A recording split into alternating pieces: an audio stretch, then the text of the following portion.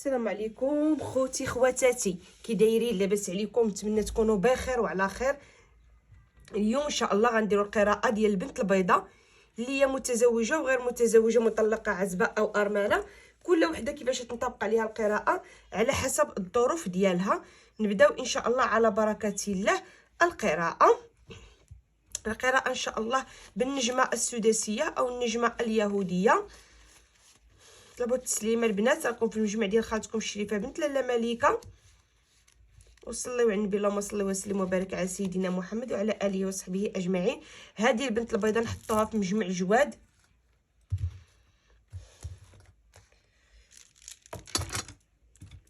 بالنسبه للناس اللي باغيين يتواصلوا معنا على الرقم ديالنا الخاص للقراءات الخاصه وكذلك للاعمال الخاصه، غتلقاو الرقم ديالنا على الشاشه فين ما كنتو في العالم، فحنا كنتواصلوا معكم نتوما في الاماكن ديالكم، ما كتحتاجوش نهائيا تنقلوا عندنا.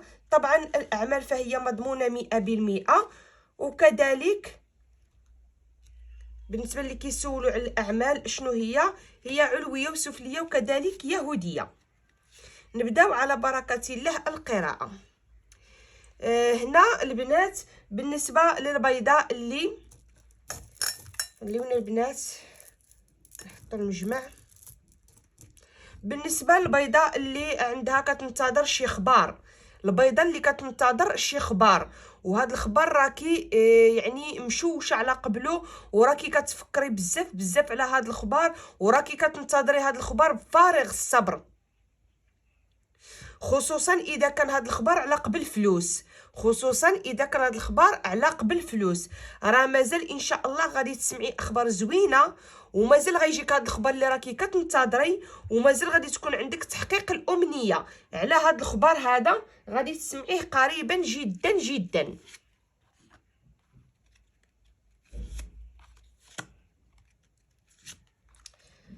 بالنسبه للبيضاء اللي عندها الحبيب ديالها اللي هو حنطي مربوع القد عنده ركوب الحديد، هذا الانسان دابا حاليا تنشوفو تيشوف لجهتك، تيحبك، كيفكر فيك بزاف. هذا الانسان هذا جاي عندك بالقلب الصافي، هذا الانسان ما عندوش من غيرك، تيفكر فيك وكل شيء. هنايا البنات هذا الانسان اذا كان حابب فراه غادي يدخل قريبا للعتبه، هو دا قاصد العتبه ديالك وداخل لك العتبه ديالك، ويعني وكيشوف الجهه ديال العتبه، وكيشوف الجهه ديال الزواج، وكيشوف الجهه ديال ترسيم العلاقه.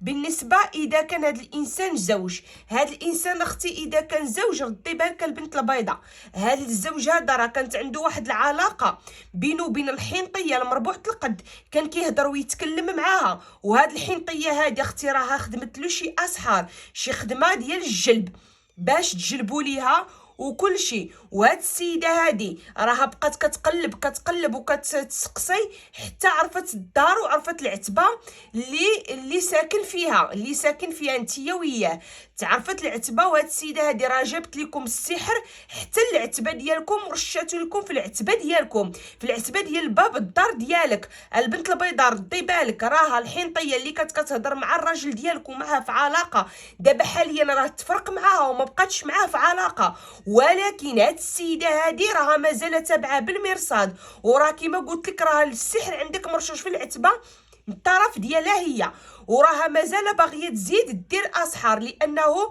كنشوفوا عطاها بالظهر وهرب منها وما بقاش باغي يبقى معاها، وهي دابا راها تابعه ودايره لكم المشاكل باش تكوني على بال البنت البيضاء، لان المشاكل اللي كيوقعوا لك بينك وبين الزوج ديالك وهادشي اللي تيوقع راه فعل فاعل وراه ماشي لخاطره. بالنسبه للبيضاء اللي عندها هنايا البنات عندها العلاقه الغير الشرعيه، العلاقه ديال الفراش بينك وبين السيد اللي هو ضرب القلم. هاد السيد هذا اللي عندك بينك وبينه الفراش وبينك وبينه الجنس، هاد السيد هذا كنشوفك اختي خدمتي له شي حاجه ديال الاسحار، ولكن راها ما شدت لك فيه حتى حاجه. كنشوفكي ضاعت منك هاد الطاقه هذه ديال الخدمه ديال الروحانيه لهاد السيد هذا، عييتي ما تخدمي وعييتي ما تطيري وعييتي ما تنزلي، وهاد السيد هذا راه ما شد لك فيه والو. علاش؟ لان هاد السيد داير تحسين لراسو، راكي واخا طيري واخا تنزلي راه هاد السيد داير تحسين، راه ما تشد فيه حتى حاجه. بالنسبه للبيضاء اللي عندها الحبيب ديالها مقلوب اللبس، الراجل اللي كيشتغل في الميدان الحكومي، هاد السيد هذا ممكن يكون حبيب، ممكن يكون زوج.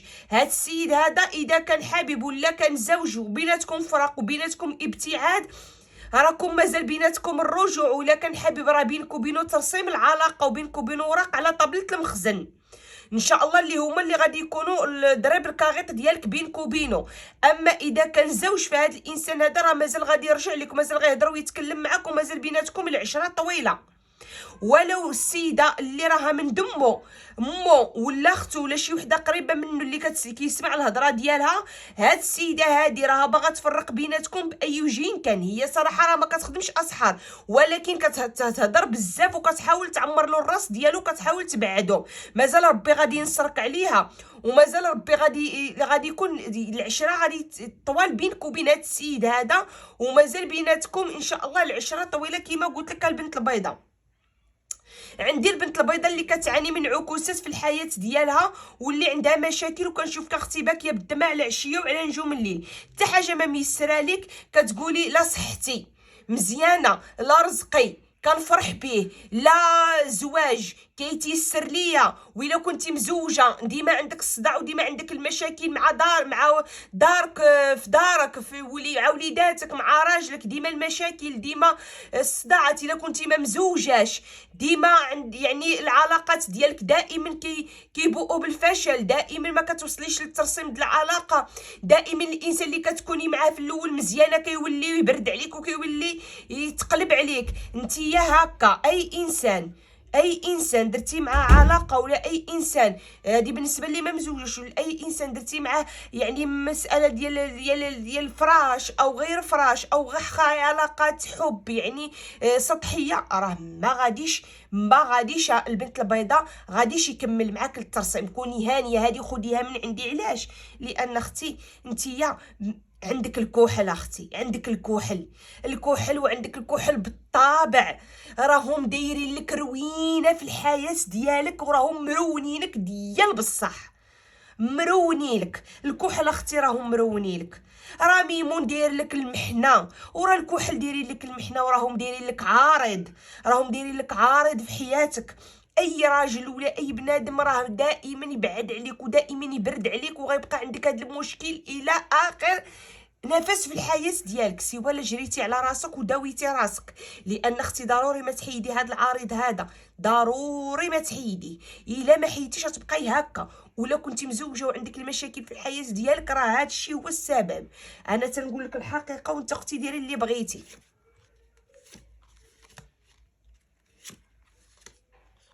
بالنسبه للبيضاء اللي عندها هنايا، كنشوفها كتفكر في الحاجه الثقيله، كتفكري فيها بزاف وكتخمي في تغيير بلاد ولا خدمه ولا عتبه. وهذا التغيير هذا كنشوفكي ان شاء الله مازال غادي يكون عندك، ومازال غادي تزهري عليه، ومازال ان شاء الله غادي يطلع لك التيسير والرزق على هذا التغيير هذا. مازال غيكون عندك مجمع ديال الفرح على الحاجه الثقيله، وغادي تفرحي بها ان شاء الله قريبا جدا. وان شاء الله ما غتبقايش كتخممي، وما غادي تبقايش هكا معلقه. غير هي حاجه انتيا هنايا عندي البنت البيضاء اللي هي بنت الجواد، البنت البيضاء اللي هي بنت الجواد. عندك اختي كاينه اللي عندها ملكه، وكاينه اللي عندها المي معيشه، وكاينه اللي عندها هنايا البنات ميره. راه عندكم البنات الملوك، كاين اللي عندها الباشا، راه عندكم الملوك. البنت البيضاء اللي باغا الحاجه الثقيله ولا باغا دير تغيير، وراك اختي عندك. وهذا التغيير هذا راه ما تيسرلكش، ما كيتيسرش لك، فهمتي اختي البيضاء. ولكن راه مازال ان شاء الله غادي تيسر لك الامور، ومازال غتزهري. غير انت حاجه وحده تقادي مع الجواد ديالك. لان اختي راه هنا عندي بزاف ديال الطاقات، شحال قدني نقولهم. راه كاين اختي اللي واقفه عليها ذبيحه وما دايراهاش، كاين اللي واقفه عليها زياره وما دايراهاش، كاين اللي واقفه عليها ليله وما دايراهاش. البنات الله يعطيكم الرضا، تقادوا مع الجواد ديالكم، الله يعطيكم الرضا، مالكم ناعسين. راه عندي هنا البنت البيضاء اللي فعلا كدير المساله ديال الصواب ديالها، ولكن الصواب ديالك اختي ملاوط، الصواب ديالك ملاوط، راه ما مقبولش، راه عاوتاني يعطيك الخير كيعطيك غير العكوسات. شوفي بعدا اختي، عرفي شنو عندك في الملوك باش عرفي ما ديري لهم. البنات راه كاين اللي كيكون عندها ملك وكتمشي دير خدمه لملك واحد اخر، ولا كتكون عندك داك الملك وما دايرالوش المسائل ديالو على اكمل وجه. خصك اختي تعرفي الملك ديالك شنو طالب منك، واش ذبيحه ولا زياره ولا ليله ولا حنه ولا صداقه ولا. البنات ردوا بالكم لهاد المسائل، راه هاد المسائل راهم كيردوا وليو عليكم بالعكس، وراه كيعكسوا لكم المشاكل ديالكم، وراه كيزيدوا يكحلوا لكم الحياه ديالكم، وراه طريقكم كتشد عليكم البيبان بهاد المساله. حلوا المشاكل ديالكم مع الملوك ديالكم باش تفتحوا البيبان بين يديكم، باش يتيسر لكم الامور ديالكم، باش يتيسر لكم الزواج ديالكم، باش يتيسر لكم الخدامي، باش يتيسر لكم السفورات، باش يتيسر لكم اموركم، باش يجري الفلوس في يديكم. والله يعطيكم الرضا. نتوما كتبقاو غير تشيروا، ولا في التالي كاع ما كديروا حتى حاجه. كاين اللي عندها الملوك هنا وما جايبه لهم خبار. بالنسبه للبيضاء اللي عندها البيض الطويل عريض الكتاف، هذا الانسان هذا دابا حاليا كنشوفو تيشوف جهتك، بينك وبينه خصام كبير، وكاين اللي بيناتهم فراق، كان زوج ولا كان حبيب. هذا الانسان هذا راه مازال غادي يرجع لك، مازال غيهضر ويتكلم معك، راه كيفكر فيك بزاف بزاف وتيشوف جهتك. هذا السيد هذا راه عندك معاه طاقه ديال المراقبه، راه تيراقبك على الكبيره وعلى الصغيره. ردي بالك، هذا السيد هذا اختي راه مشكاك بزاف، كان زوج ولا كان حبيب، فيه الشك بلا قياس، كيخاف من السحر، كيخاف من السحر بلا قياس. شي واحد من العائله ديالو كيعمر له مو ولا اختو ولا شي وحده كيعمر له الراس ديالو بهذه المساله هذه، وهو يعني داخله الشك بان كيخاف منك، لازم تمشي تكوني انت كديري له اسحار. كما قلت لك، كان زوج ديالك راه كيخاف منك ديري له السحر وتكوني كتسحري له، كان حبيب راه كيخاف منك ديري له شي حاجه ديال الاسحار، ولكن رغم ذلك راه هو تيحبك وراه تيشوف جهتك وباغي يهضر ويتكلم معك، باغي يرجع لك. هذه بالنسبه للناس اللي عندهم خصام واللي عندهم فراق، راه باغي يرجع لك وباغي يهضر ويتكلم معك. ولكن كما قلت لك، المشكل ديال هذا الانسان الوحيد هو انه مشكاك بزاف بزاف، ويعني ما يعني اي حاجه وقعت كيجيب له الله راكي درتي له شي سحر ولا راكي خدمتي له شي حاجه. بالنسبه للبيضاء اللي عندها الحبيب ديالها مربوع القد بيض عنده ركوب الحديد، هذا الانسان كنشوفو قريب منك، جاي عندك بالقلب الصافي، عنده طاقه ديال الندم. اي حاجه دارها معك، هضره ولا كلام ولا تصرفات ماشي هما هادوك، راه مازال هذا السيد ندمان على اللي داروا معك، وجايك بالقلب الصافي باغي يشوفك، وراه متوحش فيك وباغي يطلب منك انه يشوفك مباشره. اذا كان بيناتكم ابتعاد لا كان حبيب، اما اذا كان زوج راه مازال هذا السيد بيناتكم الرجوع، مازال بيناتكم بيت الفراش. بالنسبه للبيضه اللي عندها السمر الطويل عريض الكتاف، هذا السيد هذا اختي دابا حاليا راه كيفكر فيك بزاف بزاف، وكيفكر في الزهر بينك وبينه. هاد السيد هذا شحال من مره تخاصمتو، شحال من مره رجعتو، ولكني راه هاد المره هادي اللي عندكم هاد المشاكل راه غير كل المرات. يعني دابا هاد السيد هذا هو صراحه شويه قلبو كحل وتيشد في خاطره، ولكن دابا راه كيشوف جهتك وباغيك. دابا هاد السيد هذا راه عنده انتظار لك وباغي ديري نتيا خطوه تجاهه، كينتظرك انت اللي تهضري وتكلمي وانت اللي تواصلي. دابا هاد السيد راه واقف في الطريق وكينتظرك انت اللي ديري. البنت البيضاء انا كنصحك ما تواصلي، ما ديريش شي خطوه تجاه هذا الانسان هذا، لان اذا درتي شي خطوه دائما غادي تبقاي معاه في المشاكل، ودائما غادي تعفر عليك، وديما غينتظرك انت ديري هذه الخطوه. فمن الاحسن خليه هو اللي يدير الخطوه تجاهك ويهضر ويتكلم باش يتربى وباش يولي يعني يغير داك الشيء اللي كيدير معك وداك المسائل اللي تيديرها معك. كان زوج ولا كان حبيب، فحاولي تزيري هذا الانسان اللي راكي خفا عليه بزاف بزاف وراكي ولفتيه انت. دائما انت اللي تواصلي، انت اللي ترغبي وانت اللي ترجعي، ولو الغلط كيكون منه دائما انت كتحني الراس. ولكن اختي جا الوقت وجات الظروف باش هذا السيد هذا يعرف القيمه ديالك وتجبدي عليه تنتيا، وما تخليلوش البلاصه فين هو يتجبد عليك وفين هو يتعفر عليك. خليك انتيا تعفري عليه، وخليك انتيا هاد المره هادي يتبعك هو، وهو اللي يجري موراك. بالنسبه للبيضاء اللي عندها الحبيب ديالها حنطه طويل عريض الكتاف، هذا السيد هذا اذا كان زوج راه بينك وبينه حمل او ولاده قريبا. البيضه اللي مزوجه بالحنطه الطويل عريض الكتاف راكي قريبه غيكون عندك حمل او ولاده مع هذا الانسان، وهذا الانسان هذا مازال غادي يفرح بهذا الحمل وبهذه الولاده ان شاء الله باذن الله، ومازال عندكم الفرحه. اذا كان بهذا الزوج بينك وبينه مشاكل، ولا خرج شي واحد منكم من الدار، انت خارجه من الدار او لا هو خارج من الدار وانت راكي حامله، دابا حاليا كنهضر مع اللي حامل حامله، راه مازال هاد السيد غير داك البيت الفراش ومازال ان شاء الله غادي تولدي ومازال غتفرحي نتيا وياه. وهاد الولاده هادي غادي تكون بمثابه فرحه وغادي تقلب عليكم، غادي تقلب عليكم الحال ان شاء الله باذن الله.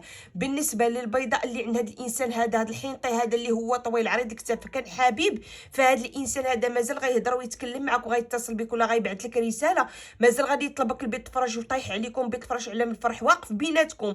مازال هاد السيد هذا بينك وبينه ان شاء الله يعني شي حاجات اللي هما زوينين بزاف بزاف. وهذا الانسان هذا راه مازال غادي يطيح بين يديك وغادي يطيح في حجرك. وهذا الانسان هذا كما قلت لك راه غادي تكون بيناتكم زواج قريبا جدا جدا، وغادي يطيح في العتبه ديالك وغادي يطيح في الحجر ديالك.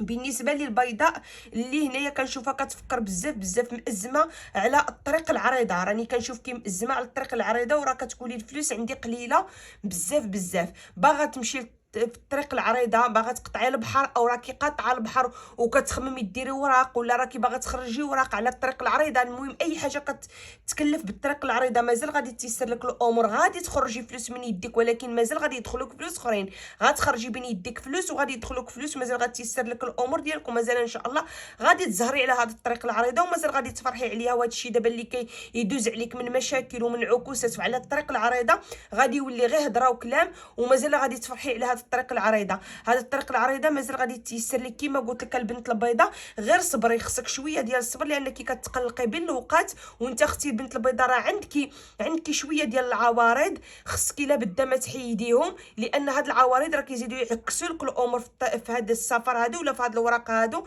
هاد العوارض خاصين بالمحكمه وبالمخزن، فردي بالك اختي بهاد المساله هادي. كانت هذه القراءه ديال البنت البيضاء، شكرا لكم البنات على التتبع والى اللقاء.